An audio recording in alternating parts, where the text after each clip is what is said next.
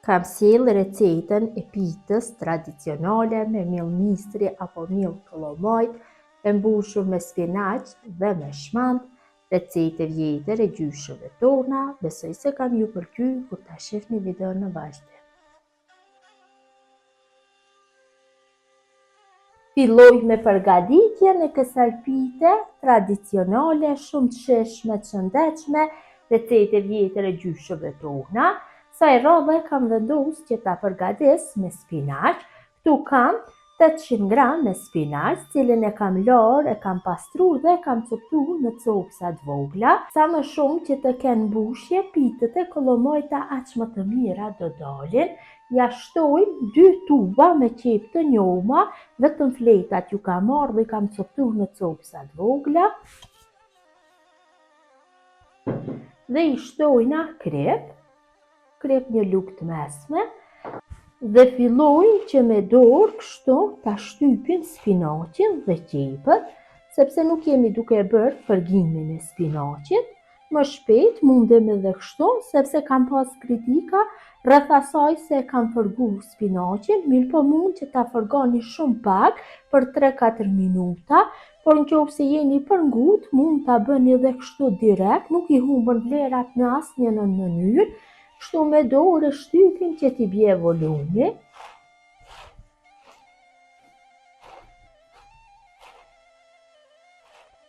Pasi kam bërë shtypjen e spinaqit me dorë, i ka rarë volumi. Tash i shtojna shmand apo kajmak, varet se çka keni. Nëse keni mallc katuni, do ishte shumë e mirë, do dilke pitja taman e ty një herit. Mirë po dhe me shmand, kështu mund ta zëvendësoni. Shmand ka gjithkund në Evropë dhe për atë arsye jam duke përdorur. Unë do ja shtoj dikon rreth 750 gram me shmand. Shtojna dhe vetëm me përzimi masën.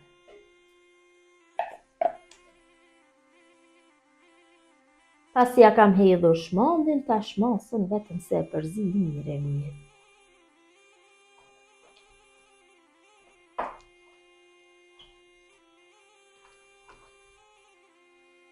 Pasi mbushja është gati, përgatisim brumin e pitës. Në një enë shtojmë 3 gota nga 200 ml. Gotat janë të këtij formatit.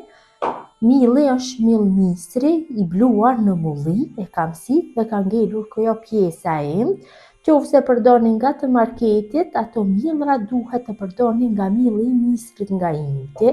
E shtoj kështu në enë. Ja shtojna një lugë të mesme me krep, apo krep mund t'i shtoni sipas dëshirës, besoj se është mjaftueshëm. Dhe për formimin e brumit na nevojitet ujë vaj i nxehtë. Masat e ujit nuk dihen asnjëherë fikse. Shtojmë kështu dhe përzim në anë të një luke, gjersa ta fitoj një trashësi mesatare që ta kemi lehtë që ta shtrojmë për tepsinje. Kështu gjersa është i fortë, mund që ta përgatitni, mirë po keni më vështirë që ta shtrini brumin për tepsinje. Kështu pak më i lëngshëm më mirë do jetë. Shtoj, përzim, gjersa ta arrit trashësinë e dëshiruar.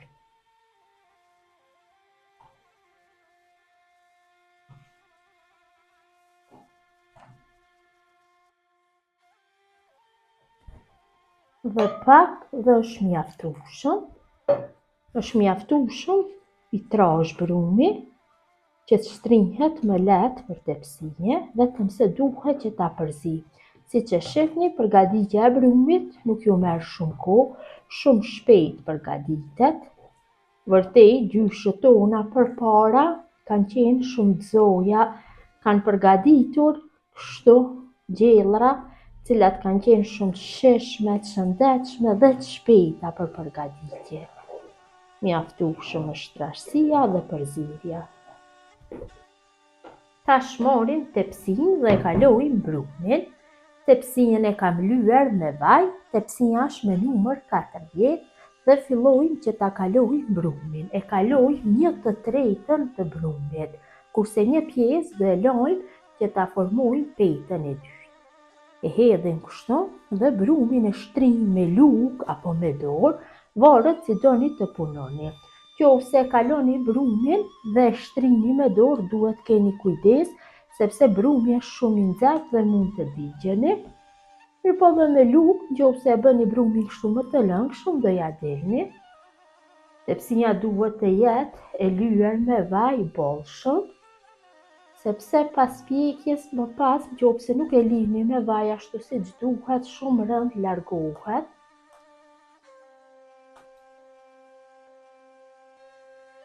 Sa më hollë që t'jetë peta, por aq më të mira dalin pitët e kollomojta.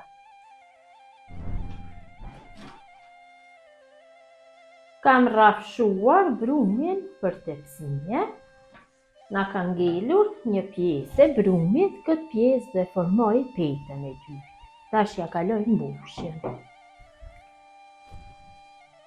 Kaloj mbushjen kështu mbi petën e parë.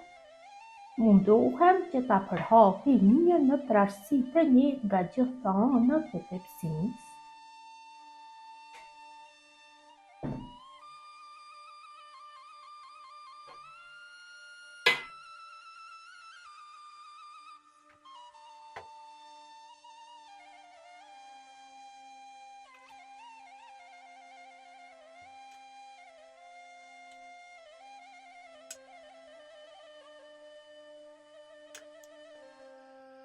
Pitës ja kam kaluar harxhin, kështu, tash e formojna petën e dytë.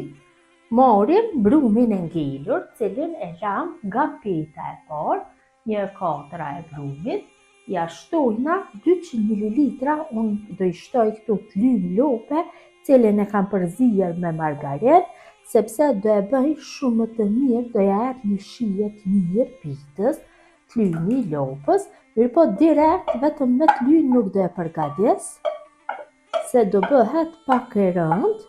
Mund ta përgaditni nëse nuk keni të lynë të lopës, vetëm se me puter. Dhe ja shtojna 400 gram me kos.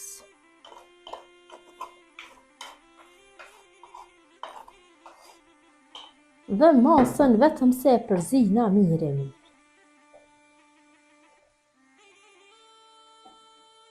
Kam bërë përzirjen mirë të masës, tash e kaloj mbi harç. Në këtë mënyrë e kam formuar petën e dytë. Vërtet, përgatitja është e thjeshtë, e lehtë, sidomos për fillestarët, kuzhinë, këtë lloj pite mund ta përgatisin pa problem, më lehtë se pitja me miell gruri, bëhen pitët e kollomojta.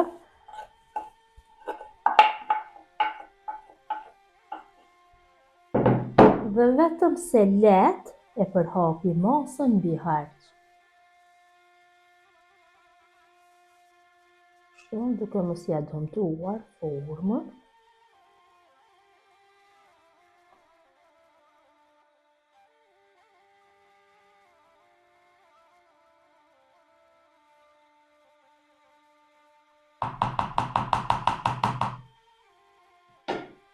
Dhe pitja është gati për pjekje, kam nxjerr furrën në 250 gradë dhe në atë temperaturë do e pjeki për 30 ose 35 minuta, varet nga furra juaj. E kam larguar nga furra, ka një aromë jashtëzakonisht të mirë. Tash marrim sepër dhe I hedhim kos, kështu kosin e përhapim me anë të lugës. Jep një shije shumë të mirë dhe nuk I bëhet një kore e fortë, do I bëhet një kore e butë nga kosi.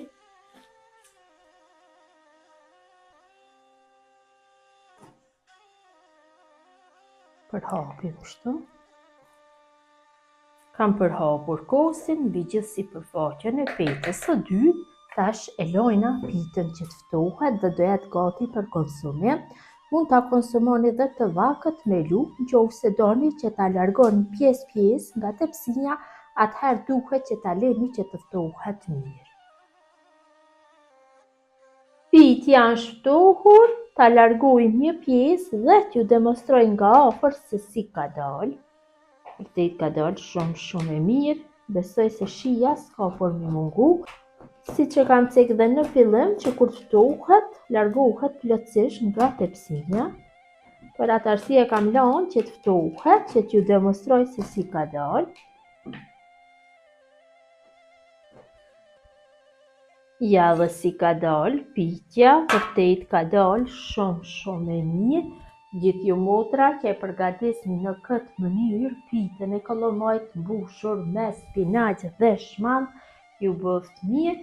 Gjithë ju që më shikoni për herë të parë, ju lutem të abononi për receta të reja. Mirëmbëjtje nga Sofra Shqiptare deri në recetën e radhës.